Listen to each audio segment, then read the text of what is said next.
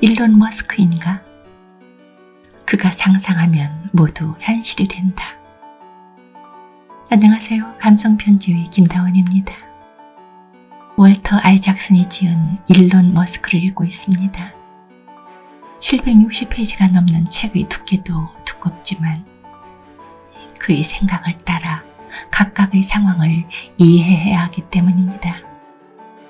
일반적인 것과는 너무나 다른 사고의 방향, 단순한 어법, 그리고 철저하게 엔지니어가 되어 현장에서 뛰는 그의 모습을 따라가다 보면 왜 많은 이가 그의 매력에 빠지는지 알 수 있습니다. 당장 저도 그가 필요합니다. 테슬라 주식을 조금 샀으니 그가 성공해야 제게 돈도 들어옵니다. 운전이 두려운 나는 그가 만든 완전한 자동차가 나오길 또 바랍니다.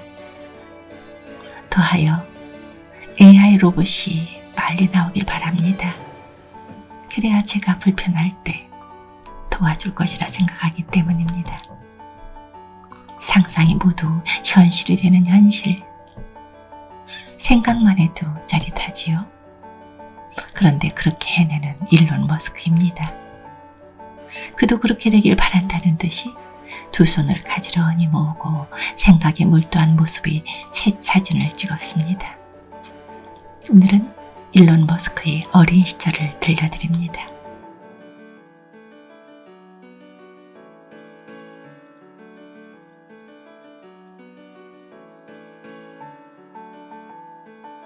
나를 키운 것은 역경이었다.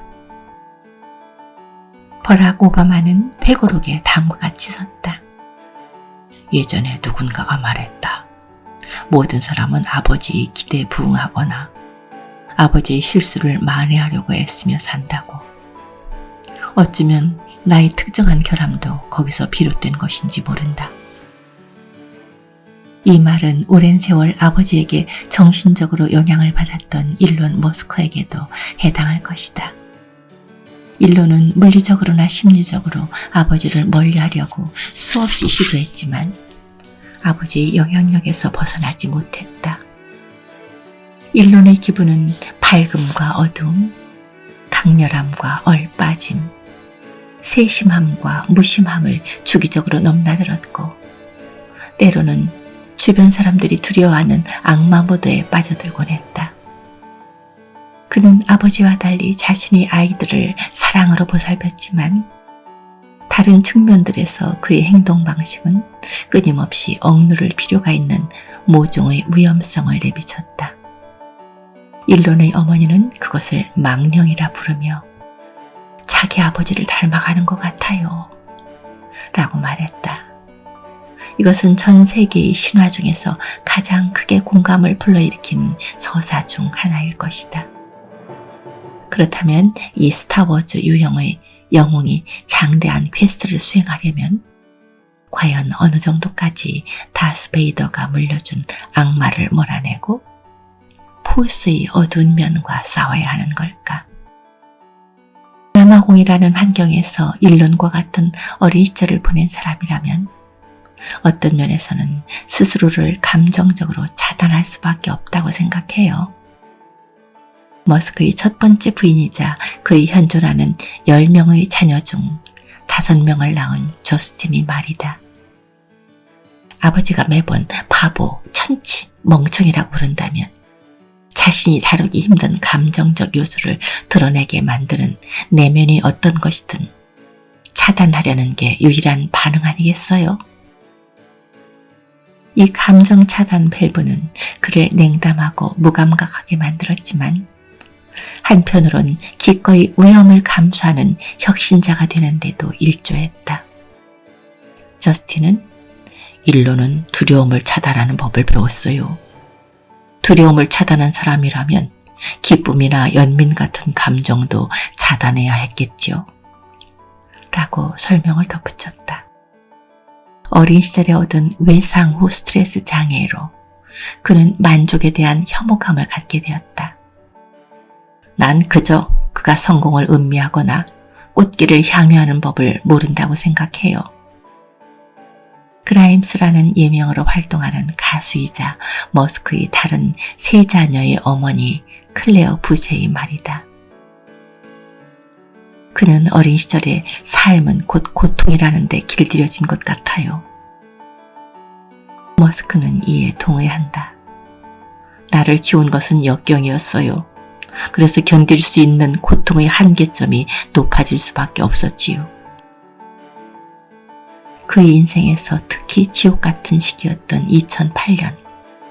그러니까 스페이스 X 로켓의 처음 3차례 발사가 모두 실패로 돌아가고 테슬라가 파산 위기에 직면했던 당시, 그는 한밤중에 몸부림을 치며 잠에서 깨어 그의 2번째 부인이 된 탈룰라 라일리에게 아버지가 예전에 입에 담던 끔찍한 말들을 토해내곤 했다. 전에도 그가 그런 말을 하는 것을 들은 적이 있었거든요. 라일리의 말이다. 그런 말이 그가 살아가는 방식에 큰 영향을 미치고 있었던 거죠. 이와 관련된 기억을 묻자 머스크는 멍하니 허공을 응시하며 자신의 강철빛 눈동자 뒤로 사라지는 듯 보였다.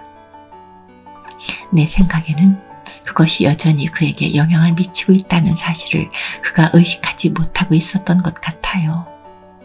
그저 어린 시절에 있었던 일이라고만 여기고 있었으니까요. 라고 라일리는 설명했다. 하지만 그는 어린애 같은, 말하자면 발달이 멈춰버린 것 같은 측면을 가지고 있어요. 그의 내면에는 여전히 어린아이가 있는 거죠. 아버지 앞에 서 있는 어린아이가. 이러한 자신의 내면 밖에서 머스크는 때때로 자신을 외계인처럼 보이게 만드는 아우라를 발달시켰다. 그가 화성과 관련하여 가지고 있는 사명감은 마치 고향으로 돌아가고자 하는 열망으로, 인간형 로봇 개발에 대한 열정은 마치 친족을 찾고자 하는 탐험으로 보일 정도다. 배꼽이 없는 배를 드러내며 이 행성 출신이 아님을 입증하더라도 우리는 그렇게 엄청난 충격에 빠지지 않을 것도 같다.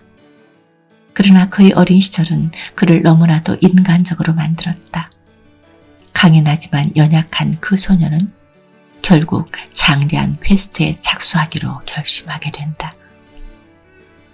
그는 열정을 키워 자신의 괴팍함을 은폐했지만 괴팍함 또한 발달시키는 바람에 열정이 가려지기도 했다. 덩치는 큰데 운동신경이 전혀 없는 사람처럼 몸을 움직이는데 약간 서툰 그는 무언가 할 일이 있는 곰처럼 성큼성큼 걷곤 했고, 춤을 춰야 하는 자리에서는 로봇에게 배운 것 같은 지그춤을 추곤 했다. 그러면서 그는 선지자다운 확신으로 인간의식의 불꽃을 타오르게 하고 우주를 가늠하며 지구를 구해야 할 필요성에 대해 설파하곤 했다. 처음에 나는 그런 모든 것이 대부분 역할극이나 조직의 결속을 위한 격려성 연설 또는 한때 은하수를 여행하는 히치하이커를 위한 안내서를 너무 많이 읽은 어른아이가 팟캐스트에서 이야기할 만한 환상에 불과한 것으로 치부했다. 그러나 그의 말을 더욱 빈번히 접하면서 점차 나는 그의 사명감이 그를 이끄는 원동력의 일부라고 믿게 되었다. 다른 기업가들이 세계관을 개발하려고 애쓰는 동안 그는 우주관을 형성하고 있었던 것이다. 일론 머스크가 물려받은 유산과 혈통은 그의 뇌 배선과 어우러져 때때로 그를 냉담하게도 또 충동적이게도 만들었다. 그리고 그것은 또한 리스크에 대한 극도로 높은 수준의 내성으로 이어졌다. 그는 리스크를 냉정하게 계산할 수도 있었고 열정적으로 수용할 수도 있었다. 일론은 리스크 그 자체를 원합니다. 페이팔 초창기에 머스크의 파트너로 일했던 피터 틸은 말한다. 그는 리스크를 즐기는 듯합니다. 때로는 정말 리스크에 중독된 것처럼 보이기도 하고요. 머스크는 태풍이 몰려올 때 가장 강력한 생기를 느끼는 그런 사람 중 한 명이다. 나는 폭풍을 위해 태어났어요. 그러니 고요함은 나에게 적합하지 않지요. 미국의 7대 대통령 앤드류 잭슨이 한 말이다. 일론 머스크도 마찬가지다.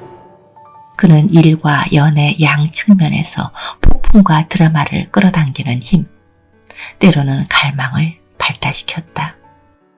그래서 그가 그렇게 부부 또는 연인 관계를 유지하는데 어려움을 겪은 것이리라.